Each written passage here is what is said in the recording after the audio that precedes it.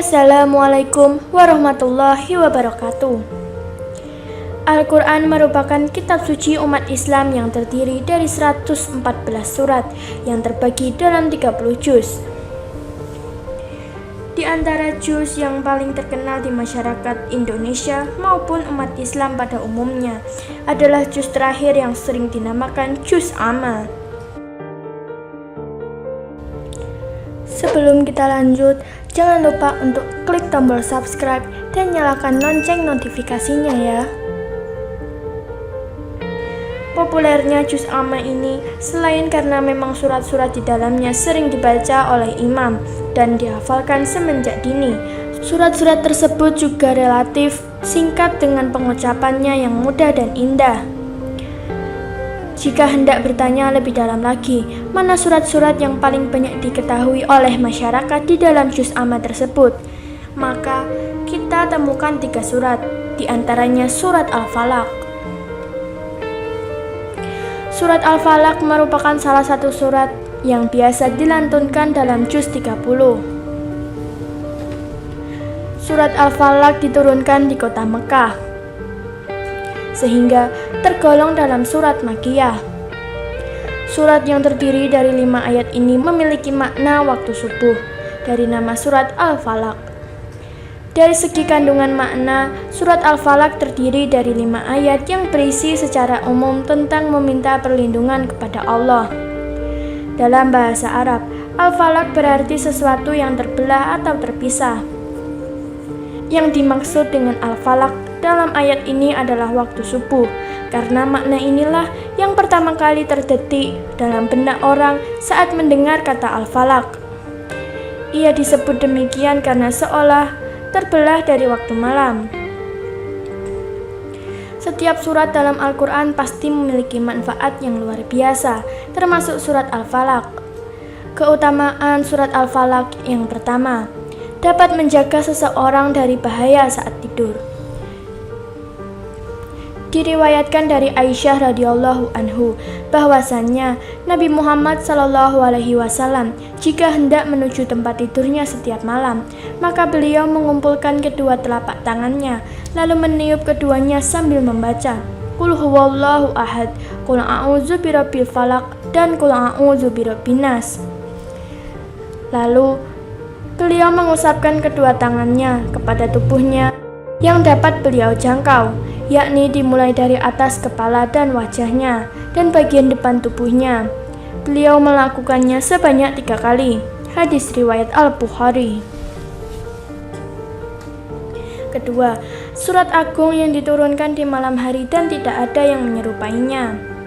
Dari Uqbah bin Amir, ia bercerita bahwa Rasulullah SAW bersabda, "Tidakkah kamu melihat ayat-ayat yang diturunkan malam ini? Tidak ada yang semisal dengannya, yakni Qul a'udzu birabbin nas dan Qul a'udzu birabbil falaq." Hadis riwayat Muslim. Lalu selanjutnya adalah sangat tepat digunakan untuk meminta perlindungan kepada Allah Ta'ala. Berbagai mara bahaya dapat datang kepada kita sewaktu-waktu. Dengan surat Al-Falaq inilah Rasulullah SAW mengajarkan kepada kita untuk selalu memohon perlindungan kepadanya. Lalu yang keempat adalah surat yang hanya ada di dalam Al-Quran. Maksudnya, surat Al-Falaq tidak diturunkan dalam kitab Allah lainnya seperti Zabur, Taurat, dan Injil. Dari Uqbah bin Amir dikatakan, surat-surat yang tidak diturunkan dalam Taurat, Zabur, dan tidak pula dalam Al-Quran yang mirip seperti surat-surat tersebut, tidaklah malam menghampirimu kecuali engkau membaca surat-surat itu di dalamnya, yakni Qul huwallahu ahad, Qul a'udzu birabbil falaq, dan Qul a'udzu birabbin nas. Hadis riwayat Ahmad. Manfaat lain dari surat ini adalah dapat melindungi diri dari sihir. Dalam kitab Dalail An-Nubuwah diceritakan Nabi Muhammad pernah mendapat sihir oleh seorang Yahudi bernama Lubaid bin Asyam. Sihir tersebut menggunakan media pelepah kurma berisi rambut Rasulullah. beberapa gigi sisir, serta 11 ikatan yang ditusuk jarum. Setelah itu Rasulullah membaca surat Al-Falaq, kemudian terlepaslah sihir tersebut. Ada 5 inti masalah yang dikemukakan di dalam surat Al-Falaq ini. Pertama, pernyataan bahwa kita berlindung pada Allah, Tuhan yang menguasai waktu subuh.